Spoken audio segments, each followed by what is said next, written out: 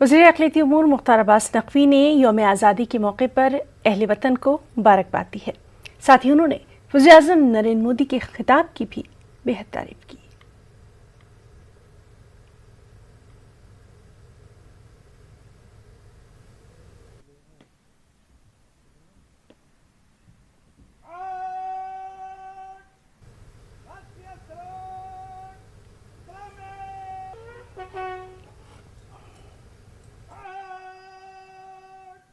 स्वतंत्रता दिवस के अवसर पर सभी देशवासियों को बहुत बहुत शुभकामनाएं।